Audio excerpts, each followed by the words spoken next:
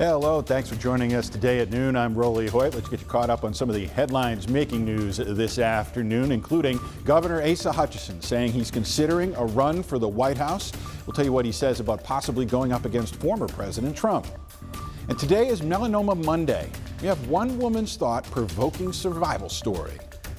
Plus, rent prices across the nation are on the rise. Just ahead, we'll show you how some consumers are coping.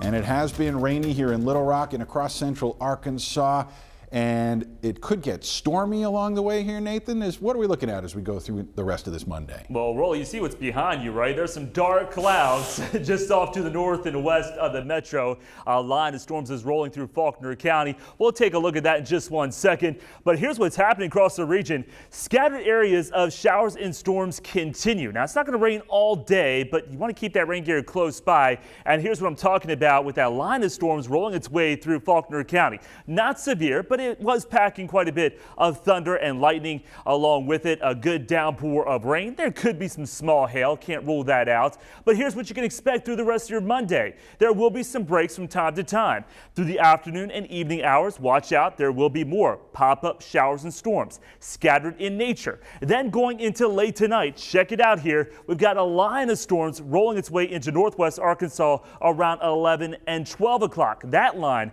could have some strong, possibly severe thunderstorms along with it. So here's the breakdown through tonight now. This is the latest from the Storm Prediction Center. There's a slim risk for the gray area, a low risk of severe weather for all the area under the yellow. That includes Hot Springs, Little Rock, Searcy, Russellville, but the highest risk is situated into northwest Arkansas.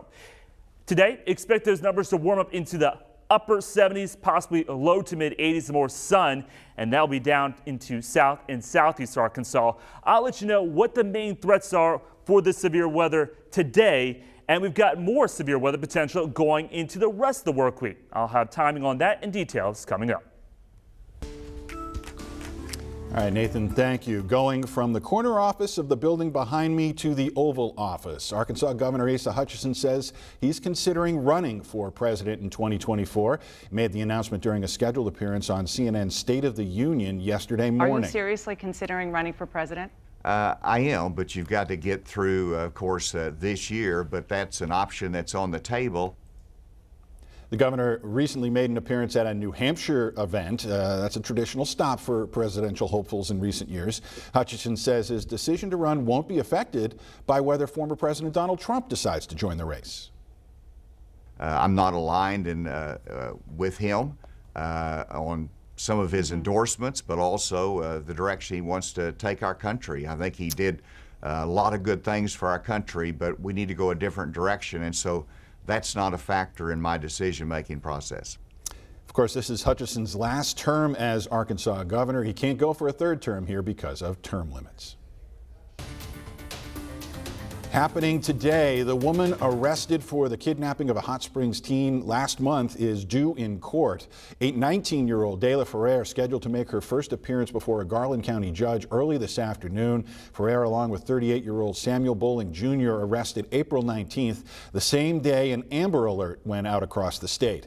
The victim managed to get help at a Hot Springs liquor store. Bowling pleaded not guilty to 5 charges last week. His next hearing is set for the end of June. Bowling is being represented by a public defender. Ferrer's family has hired her own attorney to appear with her today. The Little Rock Police Department asking for your help finding a man connected to a homicide that took place early Saturday morning.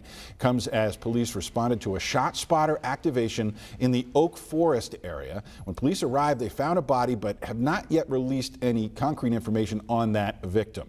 Little Rock Police believe the man on your screen right now, Terry Beckton, is connected to the crime. If you see him or that red pickup truck, please contact Little Rock Police. And the Pine Bluff police are also needing your help, trying to find the person responsible for a carjacking there. Dustin Denton, pictured on your screen. He's wanted on multiple charges, including false imprisonment and terroristic threatening. Police say he managed to get away before they arrived after they got a call about a domestic disturbance. Someone said they saw him getting out of a car near 17th and Fox in Pine Bluff. He's considered armed and dangerous, so call police if you see him or if you have any information.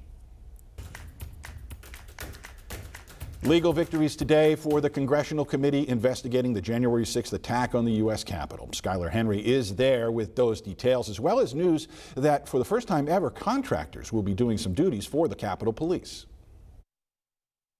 A Trump-appointed federal judge has ruled against the Republican National Committee as the January 6th committee seeks data about whether the RNC's fundraising efforts after the 2020 election helped stoke violence at the Capitol. We're seeing protesters overcome the police. Judge Timothy Kelly ruled the Select Committee seeks reasonably relevant information from a narrow window during which the RNC sent emails promoting claims that the presidential election was fraudulent or stolen. Judge Kelly also rejected the RNC's legal arguments that the January 6th committee isn't legitimate, saying Republican Congresswoman Liz Cheney serves as the GOP's ranking member, giving its subpoena legitimacy. The January 6th committee is preparing to launch public hearings talking about its investigation next month. The other Republican member of the committee has some ideas about who should testify. Congressman Adam Kinzinger of Illinois tells CBS News he would like to hear from former Vice President Mike Pence. I would hope and think that the vice president would want to come in and tell his story because he did do the right thing on that day. If he doesn't, then we'll look at the options we have available to us if there's information we don't already have. Meanwhile, severe staff shortages made worse after the January 6th attack is forcing the Capitol to outsource some duties normally handled by Capitol Police. The head of Capitol Police announced contractors known as Capitol Security Officers will be used to free up the USCP officers to focus on their critical mission to protect the Capitol complex. Capitol Security Officers who are not sworn officers will be unarmed and will not wear police uniforms. Skylar Henry, CBS News, Capitol Hill. Evacuations from a battered steel plant in the Ukrainian port city of Mariupol are continuing today. As Deborah Alfarone reports, the civilians escaping say they haven't seen daylight in weeks. Civilians, including the elderly and small children, emerge from the darkness of a besieged Mariupol steel plant and into the light of day. I can't believe it. 2 months of darkness, this woman says. We did not see any sunlight. We were so scared. Ukraine's president says more than 100 civilians were freed and are expected to arrive in safe territory today. The evacuations are continuing, with the United Nations and Red Cross sharing little detail out of safety concerns. House Speaker Nancy Pelosi led a congressional delegation in Warsaw Monday, thanking Poland for supporting Ukraine. The Polish president added, "This is very important. I can say even this is crucial." The White House is asking Congress for another $33 billion in aid to Ukraine.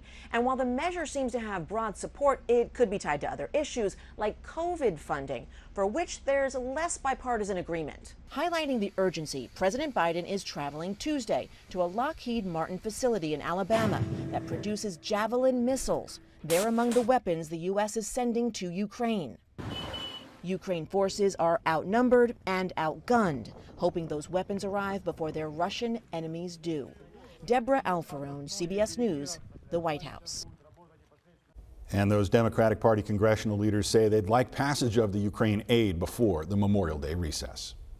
Well, as temps rise, so do visits to tanning beds. But are they worth the risk? One woman says no. Her story is just ahead. And we got dark clouds off to the north and west of the metro. Shower storms continue to be a threat out there through the rest of our Monday. Along with it, some storms could be strong, possibly severe, but this is not the only chance we have of severe weather this week.